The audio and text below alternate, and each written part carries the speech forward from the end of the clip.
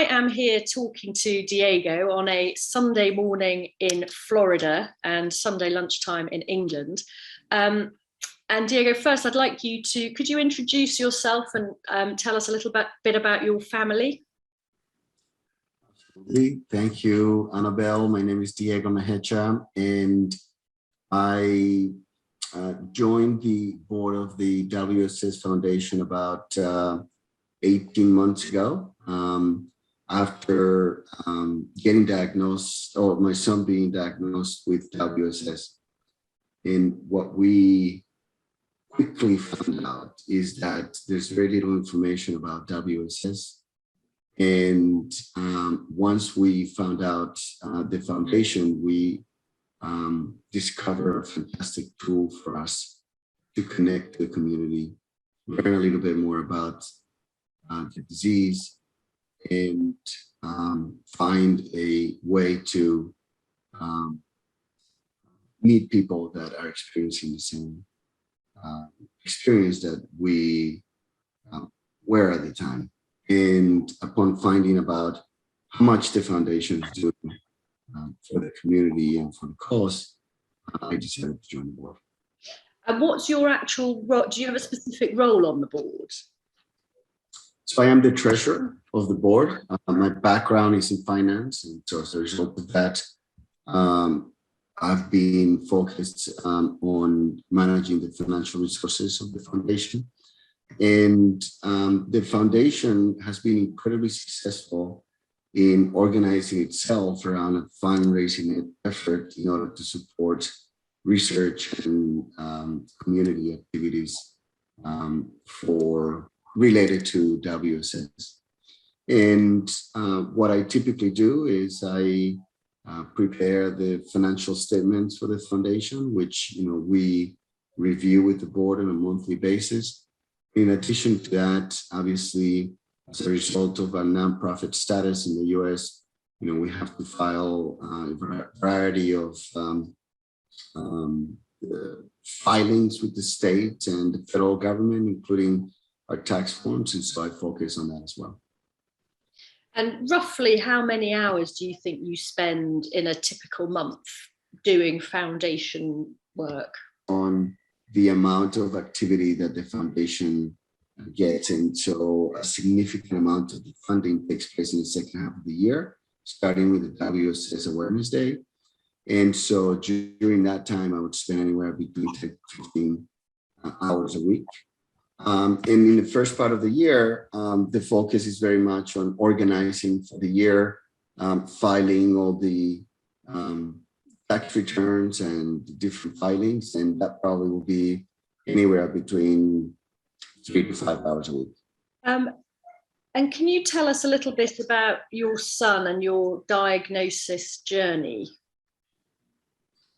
Sure. So Samuel, who's 9 years old, was born in London, and it was very quickly that we found out that there was something wrong with him, but we couldn't really determine what it was. He had a plethora of issues to deal with, including feeding issues.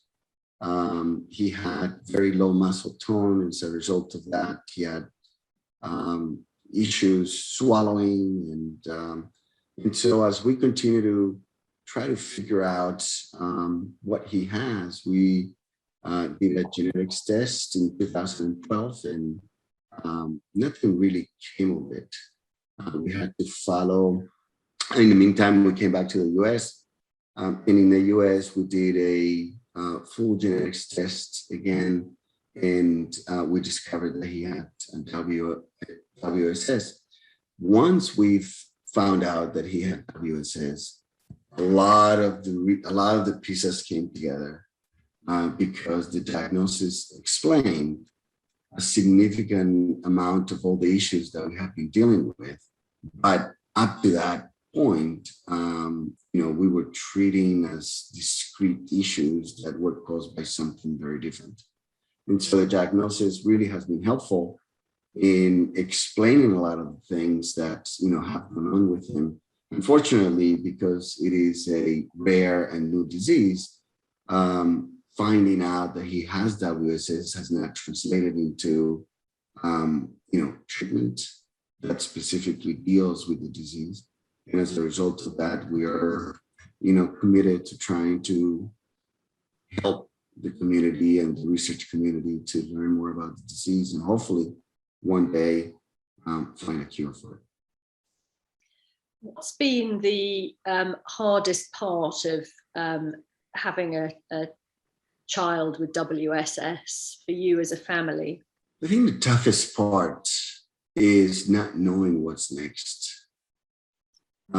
You would think that not having the treatment is the toughest part. But for us, the perhaps fear of the unknown is the most difficult thing because we don't know what's coming. And as a result of that, we really try to take one day at a time to help him and support him and try to make him as happy as possible on a daily basis. And so to us, that is the toughest part.